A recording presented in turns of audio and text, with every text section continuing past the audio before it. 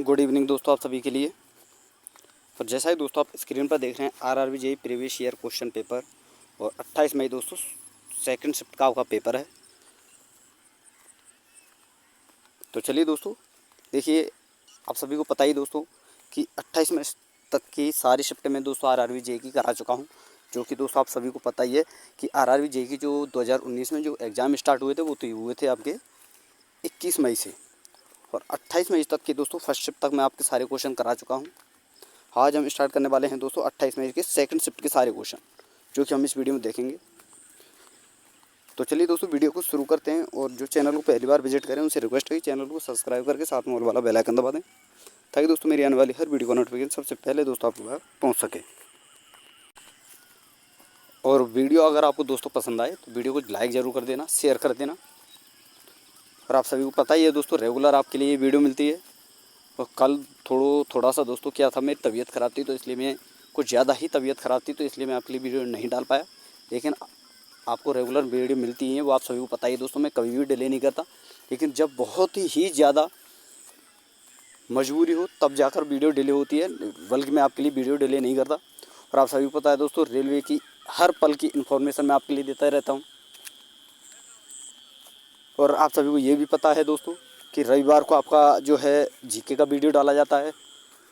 और दो चीज़ें मैं पहले ही कंफर्म आपके लिए करा चुका हूं दोस्तों, जब आपकी आरआरबी जेईई की शिफ्टें ख़त्म हो जाएंगी तो मैं आपके खुद के दोस्तों हैंड नोट्स, ये तो हैं दोस्तों कंप्यूटर के बने हुए, लेकिन मैं खुद के हैंड नोट्स भी दोस्तों आपके लिए कराने वाला हूँ, जिसमें प्लांट किंगडम, एनिमल किंगडम, और साथ में दोस्तों मैं आपको बता दूँ फिजिक्स के न्यूमेरिकल विद क्वेश्चन, वो भी मैं आपके लिए कराने वाला हूँ। तो दोस्तों इसलिए बोल रहा हूँ चैनल को सब्सक्राइब कर लें, सारी चीज़ें आपके लिए बहुत अच्छी मिलने वाली हैं। और साथ में ऑल वाला बेल आइकन दबा लें दोस्तों, ताकि जो भी मैं वीडियो डालूँ उसका नोटिफिकेशन दोस्तों आपके पास पहुँच सके।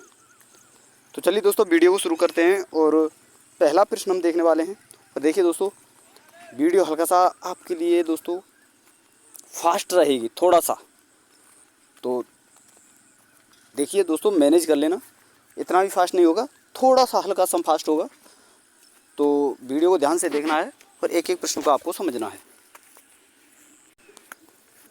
तो दोस्तों पहला प्रश्न है आपके सामने, थ्रोम्बोसिस डैश की एक बीमारी है। तो थ्रोम्बोसिस दोस्तों एक रक्त की बीमारी है, ऑप्शन नंबर सी आपका सही आंसर होगा।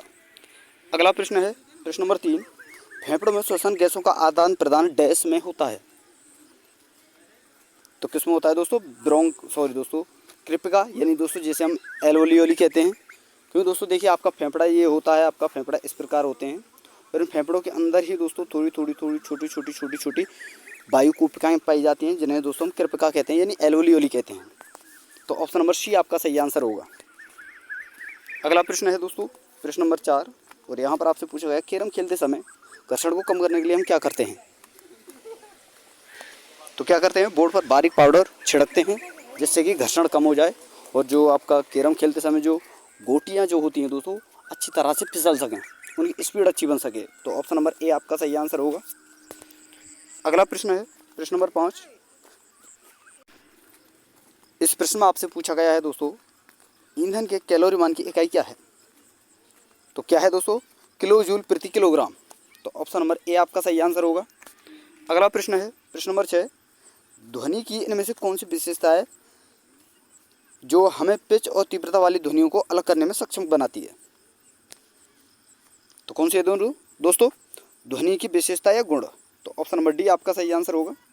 अगला प्रश्न है प्रश्न नंबर 7, और यहाँ आपसे पूछा गया है कि उत्तल लेंस द्वारा अपवर्तन के बाद 2f2 पर वस्तु के समान आकार का प्रतिबिंब प्राप्त करने के लिए वस्तु को कहाँ पर रखा जाएगा। देखिए दोस्तों मैं आपको बता दूं ये उत्तल लेंस है, तो उत्तल लेंस ये इस प्रकार होता है आपका, और यहाँ पर आपका प्रिंसिपल एक्सिस होता है। तो इस प्रकार हम समझें तो दोस्तों ये है आपका दोस्तों 2f1 और 2f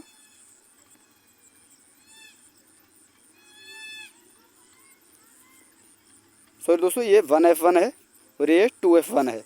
और इधर दोस्तों आपका है, इधर भी ऐसे ही होता है दोस्तों 2 2 F2 और 1F2 इस प्रकार होता है। अगर हम वस्तु को यहाँ पर रखेंगे दोस्तों तो आपका प्रतिबिंब जो है दोस्तों वो भी आपका 2F1 पर ही बनता है।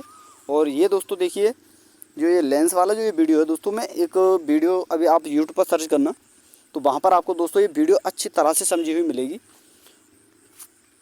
तो वहाँ पर आप जाकर दोस्तों और डिटेल में अच्छी तरह से इसे समझ सकते हैं। और दोस्तों मैं आपको बता दूँ, जब मैं थ्योरी कराऊँगा दोस्तों जो हैं आपके जो दोस्तों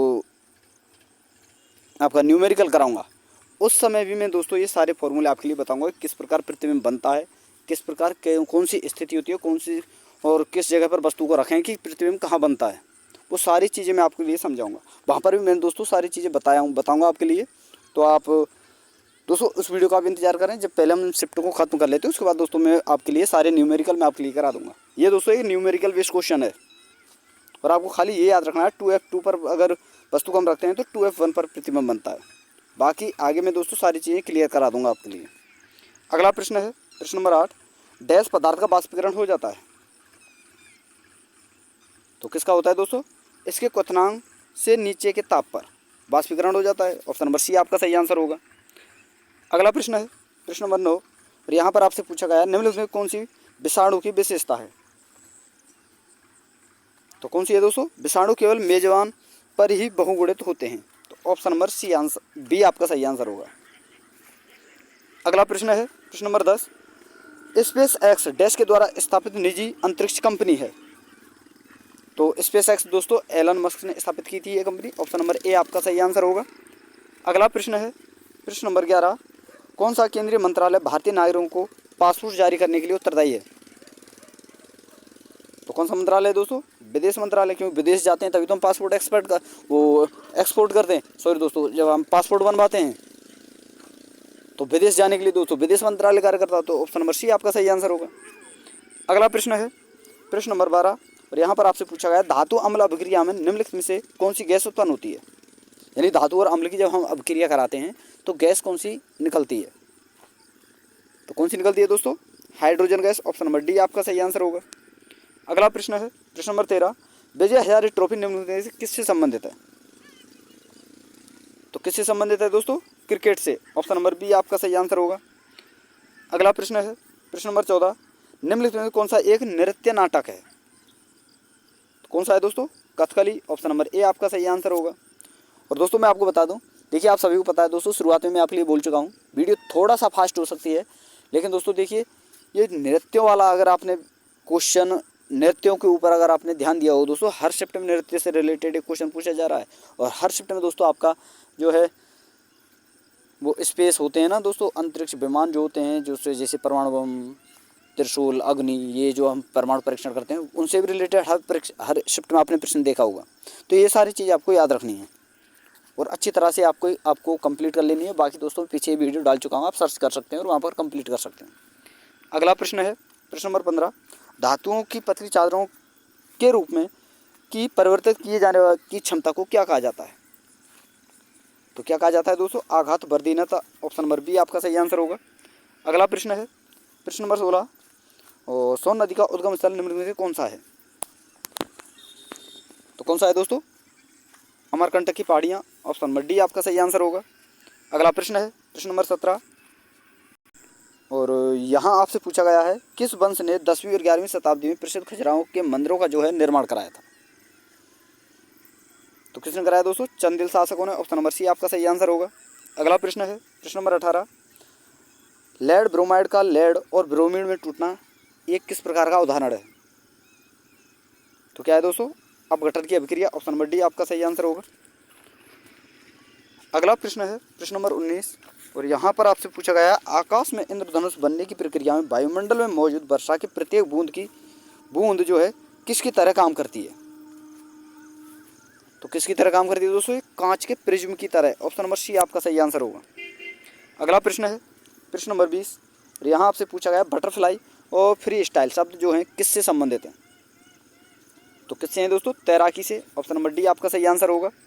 अगला प्रश्न है प्रश्न नंबर 21 कि निम्नलिखित में से किस में श्लेष द्रव्य पाया जाता है? तो किस में पाया जाता है दोस्तों? मुक्त रूप से गतिशील जोड़ में। ऑप्शन नंबर ए आपका सही आंसर होगा।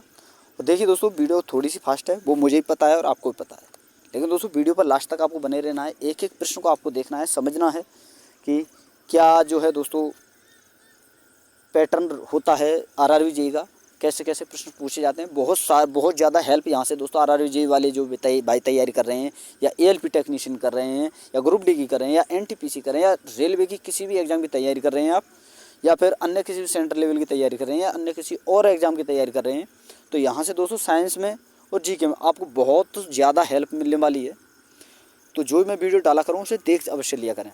ऐसा नहीं है दोस्तों कि मैं आरआरबी जेईई वालों के लिए डाल रहा हूँ तो एनटीपीसी वाले नहीं देखेंगे, देखना पड़ेगा। क्योंकि दोस्तों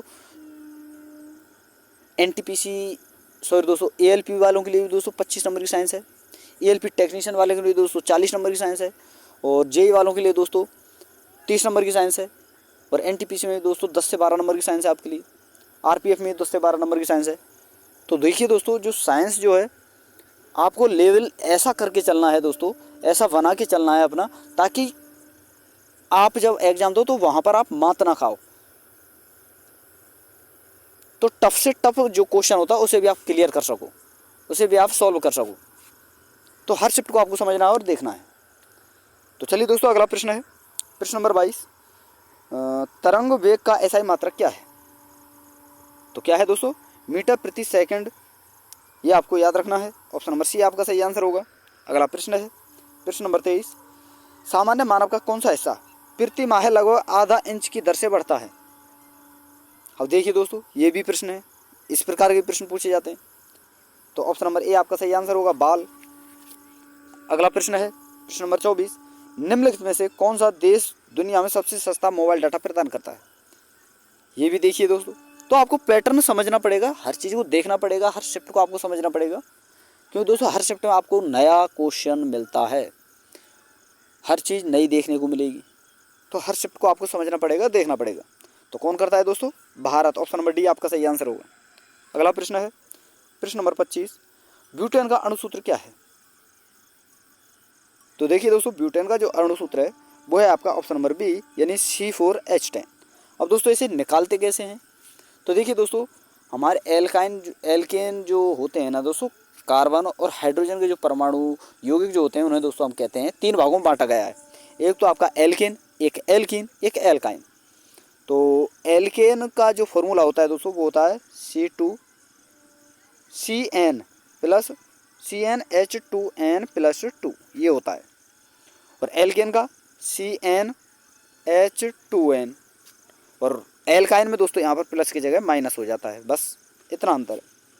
तो एल्केन श्रेणी का पूछा है, तो आपको एक सारणी भी दी गई है, आप कहीं पे भी सर्च कर सकते हैं, गूगल पे भी कर सकते हैं, और हालांकि मैंने प्रोवाइड करा रखी है और मैं दोबारा से फिर प्रोवाइड करा दूंगा कल की शिफ्ट में, तो वहाँ पर मैं आपके लिए समझा दूंगा। तो सारणी याद रखनी है बस दोस्तों आपको। उसके आधार पर आपको जो कार्बन की जो संख्या होती है ना, उसमें जो वो कार्बन की ही संख्या दी गई होती है उस सारणी में, तो उसे आपको रखना है। जैसे कार्बन नंबर CN है, तो जैसे ब्यूटेन कौन से नंबर पर आता है? मेथ, एथ, प्रोप और ब्यूट चौथे नंबर पर आता है। तो यहाँ पर कार्बन 4, और यहाँ पर कार्बन का N का मतलब है दोस्तों कार्बनों की संख्या, तो यहाँ पर गुणा 4 कर देंगे, तो 4 दूनी 8। और यहाँ पर पूछा है दोस्तों ब्यूटेन का, तो ब्यूटेन का तो +2 और हो जाता है, तो यहाँ पर 2 + 8 + 2 और करेंगे तो C4H10 हो जाएगा। तो इस प्रकार से आप समझ सकते हैं। पीछे भी मैंने आपके लिए समझाया हुआ, कई बार हर शिफ्ट में समझाया है दोस्तों। एएलपी वालों की, एएलपी की जो शिफ्ट कराई थी उसमें भी मैंने आपके लिए समझाया, जेईई में भी समझाया है, कई शिफ्ट आपके लिए करा चुका हूँ और आगे फिर समझा दूंगा। लेकिन दोस्तों वीडियो पर आपको बने रहना है, वीडियो को लाइक कर देना है, शेयर कर देना है, और ये इसका जो आंसर होगा ऑप्शन नंबर बी होगा, ये भी आपको याद रखना है। अगला प्रश्न है प्रश्न नंबर 26। किसी वस्तु का द्रव्यमान इसके डैश का माप होता है? तो द्रव्यमान जो है दोस्तों जड़त्व का माप होता है। ऑप्शन नंबर बी आपका सही आंसर होगा। अगला प्रश्न है प्रश्न नंबर 27। BCG के टीके का इस्तेमाल सामान्यतः किसकी रोकथाम के लिए किया जाता है? तो किसकी रोकथाम के लिए दोस्तों? तपेदिक की। ऑप्शन नंबर बी आपका सही आंसर होगा। अगला प्रश्न है प्रश्न नंबर 28। डाल्टन के परमाणु बाद की कौन सी अभिधारणा जो है द्रव्यमान संरक्षण के नियम का परिणाम है दोस्तों? तो कौन सा है दोस्तों? ऑप्शन नंबर डी आपका सही आंसर होगा। और इसमें कहा गया है दोस्तों कि जो परमाणु अविभाज्य कण है बिल्कुल सही है दोस्तों, जिन्हें दोस्तों रासायनिक अभिक्रिया में बनाया या नष्ट नहीं किया जा सकता। तो बिल्कुल सही है दोस्तों, सबसे छोटी का ये परमाणु, तो इसे ना तो रासायनिक अभिक्रिया से बनाया जा सकता, ना इसे नष्ट किया जा सकता है। तो ऑप्शन नंबर डी आपका सही आंसर होगा। अगला प्रश्न है प्रश्न नंबर 29, और यहाँ आपसे पूछा गया है निम्नलिखित में किस अम्ल को वाणिज्यिक रूप से एसिटिक अम्ल के रूप में जाना जाता है। तो किस अम्ल को दोस्तों, एथेनॉइक अम्ल को। ऑप्शन नंबर सी आपका सही आंसर होगा। अगला प्रश्न है प्रश्न नंबर 30, इस तथ्य की खोज किसने की थी कि सूर्य के प्रकाश में 7 रंग होते हैं। तो किसने की दोस्तों, न्यूटन ने। ऑप्शन नंबर ए आपका सही आंसर होगा। अगला प्रश्न है प्रश्न नंबर 31, आलू एक डैश है, यानी दोस्तों आलू किसका रूप है, जड़, तना, पत्ती, फल किसका है। तो तने का। ऑप्शन नंबर डी आपका सही आंसर होगा। अगला प्रश्न है प्रश्न नंबर 32, आगरा किस नदी के किनारे स्थित है। तो ये तो आप सभी को पता है, यमुना नदी के किनारे। ऑप्शन नंबर सी आपका सही आंसर होगा। अगला प्रश्न है दोस्तों प्रश्न नंबर 33, और यहाँ आपसे पूछा है विटामिन डी के की कमी से क्या होता है। तो क्या होता है दोस्तों, रक्त का थक्का जमने में समस्या होती है, यानी रक्त का थक्का नहीं जमता है। ऑप्शन नंबर डी आपका सही आंसर होगा। अगला प्रश्न है प्रश्न नंबर 34, यहाँ आपसे पूछा है तारे दिन में क्यों नहीं दिखाई देते। तो क्यों नहीं दिखाई देते दोस्तों, तेज धूप के कारण भी दिखाई नहीं देते हैं, क्योंकि दोस्तों प्रकाश जो है दोस्तों सूर्य का ज़्यादा होता है और तारों का कम होता है, तो सूर्य के प्रकाश के कारण वो दिखाई नहीं देते। रात में सूर्य का प्रकाश कम होता है, तारों का ज़्यादा होता है, तो हमें दिखाई दे जाते हैं। तो ऑप्शन नंबर बी आपका सही आंसर होगा। अगला प्रश्न है प्रश्न नंबर 35, टाइफाइड बुखार उत्पन्न करने वाले टाइफाइड बैसिलस की परिपक्वता अवधि कितनी है। तो कितनी है दोस्तों, 8 से 14 दिन। ऑप्शन नंबर बी आपका सही आंसर होगा। अगला प्रश्न है प्रश्न नंबर 36, भारतीय संविधान के संबंध में निम्नलिखित में कौन सा कथन सही है। पूरी तरह ब्रिटिश शासन पर आधारित है, संविधान पर आधारित है, गलत है दोस्तों। पूरी तरह कनाडा, गलत। केवल भारतीय शासन अधिनियम 1935 के आधार पर, बिल्कुल गलत दोस्तों। ये कई संविधानों का मिश्रण है, तो बिल्कुल सही है दोस्तों। ऑप्शन नंबर डी आपका सही आंसर होगा। अगला प्रश्न है प्रश्न नंबर 37, और यहाँ आपसे पूछा गया मस्तिष्क के ट्यूमर को हटाने और कैंसर के उपचार में किसका उपयोग किया जाता है, यानी कौन सा समस्थानिक है जो उपयोग किया जाता है। तो कौन सा है दोस्तों, cobaltite. Option number B आपका सही आंसर होगा। अगला प्रश्न है प्रश्न नंबर 38, मिथाइल ऑरेंज डैश का होता है। तो मिथाइल ऑरेंज जो है दोस्तों अम्लीय माध्यम में लाल और क्षारीय माध्यम में पीला होता है। तो ऑप्शन नंबर ए आपका सही आंसर होगा। अगला प्रश्न है प्रश्न नंबर 39, नाइट्रोजन की आयनीकरण क्षमता कितनी होती है, यानी डैश होती है। तो ऑक्सीजन से अधिक होती है। तो ऑप्शन नंबर बी आपका सही आंसर होगा। अगला प्रश्न है दोस्तों प्रश्न नंबर 40, मात्रक कूलाम प्रति सेकंड का दूसरा नाम क्या है। तो क्या है दोस्तों, एम्पियर। ऑप्शन नंबर सी आपका सही आंसर होगा। अगला प्रश्न है दोस्तों और अंतिम प्रश्न है इस वीडियो का, और इसमें आपसे पूछा गया है डैश में हार्मोन सामान्यतः अनुपस्थित होते हैं। तो किस में होते हैं दोस्तों, अनुपस्थित, जीवाणु में। ऑप्शन नंबर सी आपका सही आंसर होगा। तो दोस्तों 28 अगस्त के सेकंड शिफ्ट के ये आपके कुछ प्रश्न थे जो मैंने आपके लिए कराए। तो वीडियो आपको कैसी लगी, और वीडियो अगर आपको बेस्ट लगी हो, अच्छी लगी हो, प्यारी लगी हो दोस्तों, वीडियो को लाइक कर देना, शेयर कर देना, और जिन्होंने चैनल को सब्सक्राइब नहीं किया वो चैनल को सब्सक्राइब करके साथ में ऑल वाला बेल आइकन दबा लेना, ताकि दोस्तों मेरे आने वाले हर वीडियो का नोटिफिकेशन सबसे पहले दोस्तों आपके पास पहुंच सके। तो थैंक यू दोस्तों, धन्यवाद। फिर मिलते हैं नई वीडियो के साथ।